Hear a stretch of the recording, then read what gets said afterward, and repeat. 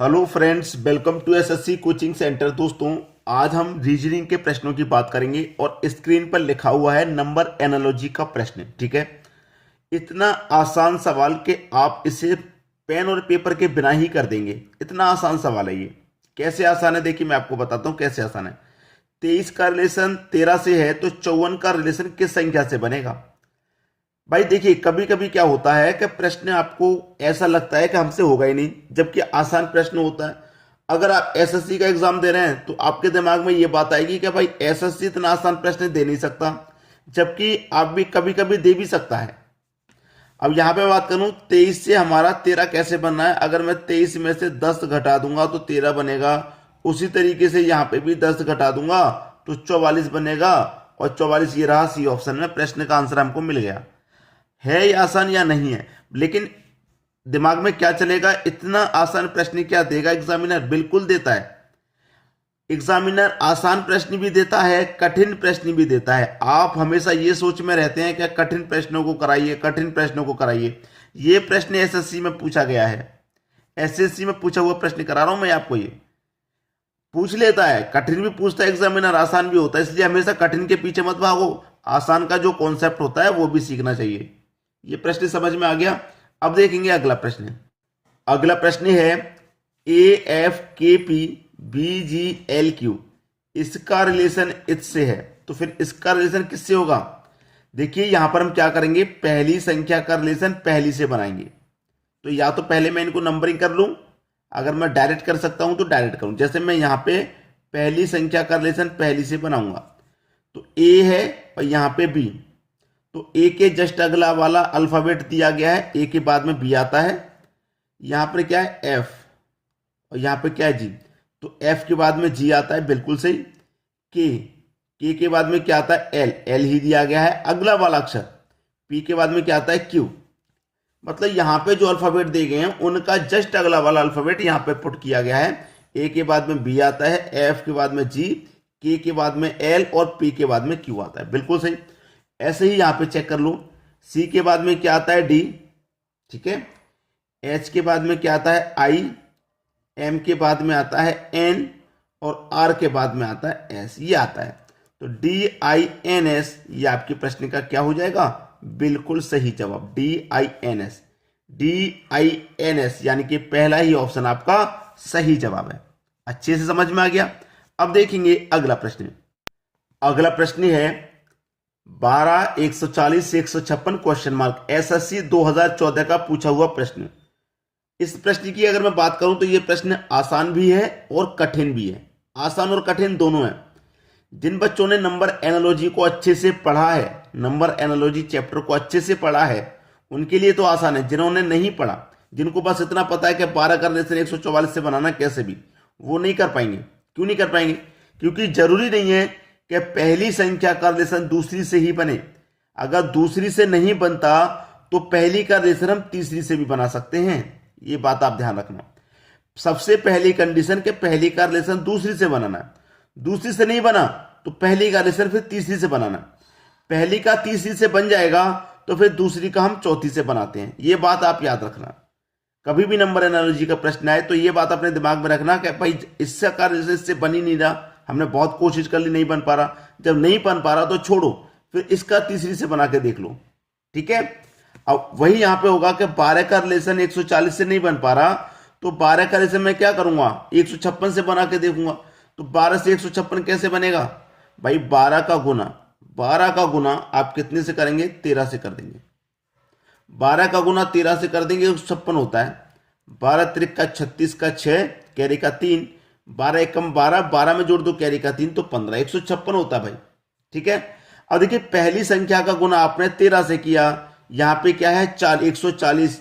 ठीक है, तो 140 का गुना भी आप क्या करेंगे, 13 से कर देंगे। ठीक है, 140 का गुना आप कितने से करेंगे, 13 से कर देंगे। तो 13 का गुना मैं 0 में करूं तो 0 ही आ जाएगा ये। ठीक है, 13 चौके 52, 52 का 2 आ जाएगा, कैरी का 5, 13 कम 13, 13 में जोड़ दो कैरी का 5 तो 18, 1820 आ जाएगा। और 1820 आपके पहले ऑप्शन में। मैंने आपसे क्या कहा था, ये प्रश्न कठिन भी है और आसान भी है। अब दोनों तरीके के बच्चे इस प्रश्न को देख रहे हैं तो समझ में आ गया होगा कि कितना जरूरी होता है हमें ये चीज सीखना। अब देखेंगे हम अगला प्रश्न। अगला प्रश्न है ए बी सी डी और ई 5 पुस्तक हैं। सी डी के ऊपर है, ई ए के नीचे है, डी ए के ऊपर है, बी ई के नीचे है। सबसे नीचे की पुस्तक कौन सी है? सबसे नीचे की पूछ रहा है। ठीक है, देखिए यहां पर ध्यान से देखिएगा, A B C D E 5 पुस्तक है, सी डी के ऊपर है। ठीक है, जो सी है दोस्तों वो डी के ऊपर है, तो डी के ऊपर है तो मैं डी के ऊपर लिखूंगा सी को। ठीक है, डी के ऊपर लिखूंगा सी को। सी डी के ऊपर है, ई ए के नीचे है, जो ई है वो ए के नीचे है, तो मैं ए के नीचे ई लिख लेता हूं अभी साइड में। ठीक है, ई ए के नीचे है, डी ए के ऊपर है, डी ए के ऊपर है, जो डी है वो ए के ऊपर है, तो डी को मैंने ए के ऊपर कर दिया, और जो ई है वो ए के नीचे है, तो ई को मैं क्या कर दूंगा? ए के नीचे कर दूंगा। ठीक है, इतना क्लियर है। अब यहां पे कह रहा है कि बी ई के ऊपर नीचे है, जो बी है वो ई के नीचे है, ई के नीचे है बी, तो ई के नीचे मैं बी कर देता हूं। तो सबसे नीचे की पुस्तक कौन सी है? सबसे नीचे की पुस्तक है आपकी बी। ठीक है, बी ऑप्शन आपका सही जवाब है। अब इसमें एक तरीका और होता है करने का, एक तरीका और होता है सबसे आसान वाला। सबसे नीचे की पूछा जाए या सबसे ऊपर का पूछा जाए, सबसे नीचे का या फिर सबसे ऊपर का पूछा जाए। ठीक है, तो कैसे करते हैं देखिए, ए बी सी डी और ई 5 पुस्तक हैं। सी डी के ऊपर है, सी जो है वो डी के ऊपर है, तो आपका सी आंसर नहीं हो सकता, क्योंकि ऊपर है ना सी। हमसे पूछ रहा है सबसे नीचे की पुस्तक, तो सबसे नीचे तो सी हो नहीं सकता। सी डी के ऊपर है तो सी तो आपका आंसर नहीं होगा। ठीक है, ई ए के नीचे है, जो ई है वो ए के नीचे है, तो इसका मतलब ए के नीचे है, ए ऊपर हो गया, तो ए भी आंसर नहीं हो सकता। डी ए के ऊपर है, जो डी है वो ए के ऊपर है, भाई डी ऊपर है तो डी भी आपका आंसर नहीं हो सकता, डी ऑप्शन में नहीं है। बी ई के नीचे है, जो बी है वो ई के नीचे है, तो इसका मतलब ई ऊपर हो जाएगा, तो ई ऊपर हो जाएगा, तो ई भी आंसर नहीं होगा, बी बचेगा, वही आपका आंसर है। इस तरीके से कर सकते हैं। अगर ये तरीका आपको लॉन्ग मेथड लग रहा है तो सबसे नीचे का सबसे ऊपर का आप इस तरीके से कर पाएंगे। अब देखेंगे अगला प्रश्न। अगला प्रश्न है ए और बी सी के बच्चे हैं। यदि सी ए का पिता है लेकिन बी सी का पुत्र नहीं है, तो बी और सी का क्या संबंध है? अच्छा प्रश्न है। ए और बी सी के बच्चे हैं, सी के बच्चे हैं ए और बी, ये ए हो गया और ये बी हो गया, ये दोनों सी के बच्चे हैं। ठीक है, सी के बच्चे हैं। अब इसमें कहा गया है सी ए का पिता है, जो सी है वो ए का पिता है, पिता तो होगा ही जब सी के बच्चे हैं ए और बी तो, लेकिन बी सी का पुत्र नहीं है, बी सी का पुत्र नहीं है, जो बी है वो सी का पुत्र नहीं है। कंडीशन को समझिए, पुत्र नहीं है, पुत्र नहीं है ये बोला है, लेकिन है सी का ही बच्चा, पुत्र नहीं है। पुत्र नहीं है तो भैया जस्ट अपोजिट पहुंच जाओ, पुत्री होगी।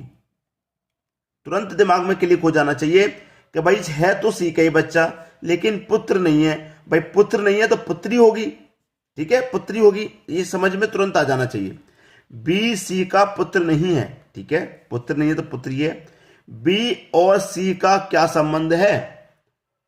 बी और सी का क्या संबंध है? भाई समझ में सीधा सीधा आ रहा है, भतीजा एवं चाचा हो ही नहीं सकता, क्योंकि ये तो माँ बाप, ये तो इसका पिता है। ठीक है, इसका ये बेटा है, बेटा था नहीं, बेटी हो गई तो पुत्री हो गई, तो पुत्री और पिता का कनेक्शन हो जाएगा, पुत्री एवं पिता का कनेक्शन हो जाएगा। बी ऑप्शन बिल्कुल सही। भतीजा एवं चाचा ये भी नहीं हो सकता, पुत्री एवं माता ये भी नहीं हो सकता। क्यों नहीं हो सकता? पुत्री एवं माता हो सकता था, लेकिन क्यों नहीं हो सकता? इसलिए नहीं हो सकता कि उसने यहां पर यह कह दिया है कि जो सी है वो ए का पिता है, ये पिता है, इसका मतलब पुरुष है। पुरुष को तो प्लस लेते हैं और महिला हो, फीमेल हो तो उसे माइनस ले लेते हैं। ठीक है, तो ये पिता है, इसलिए पिता और पुत्री का आया है। अगर यहां ये कह देता कि ये मां है तो पुत्री एवं माता निकल के आता है, इन दोनों का कनेक्शन। ठीक है, क्लियर है सभी को? अब देखेंगे अगला प्रश्न। अगला प्रश्न है 3 into 3 का सिमेट्री दिया गया है और ये रहा आपका क्वेश्चन मार्क। यहां कौन सी संख्या आएगी ये बताना है। बीच में जब संख्या दी जाती है पूछने के लिए, तो यहां बीच में कैसे 9 आया, यहां बीच में 12 कैसे आया, उसी तरीके से ये संख्या मिलेगी। तो सबसे पहले ये देख लो कि ये 9 कैसे आ रहा है। तो मैं पहली संख्या तीसरी संख्या का कुछ ना कुछ करना पड़ेगा जिससे कि 9 मिलेगा। मैं पहली संख्या और तीसरी संख्या को अगर जोड़ दूं तो मुझे कितना मिलेगा भाई 36। दोनों को मैं क्या कर रहा हूं, जोड़ रहा हूं, 36 मिलेगा। और इस 36 को क्या करना है, 4 से डिवाइड कर रहे हैं तो कितनी बार में डिवाइड होता है, 9 बार में, 9 मिल गया। वही यहां पे करें, दोनों को जोड़ें, दोनों को जोड़ेंगे तो 48 मिलेगा। यहां 4 से डिवाइड किया तो यहां भी 4 से डिवाइड करूंगा, 12 12 में ये कटेगा, 12 चौक 48, 12 मिल गया। वही यहां पे करें, 31 को और 13 को जोड़ें तो कितना होता है भैया 44। 4 से इसको भी डिवाइड करना है, जब यहां 4 से कर रहे हैं, यहां 4 से कर रहे हैं तो 4 से इसको भी करो, कितनी बार में जाएगा, 11 बार में जाएगा।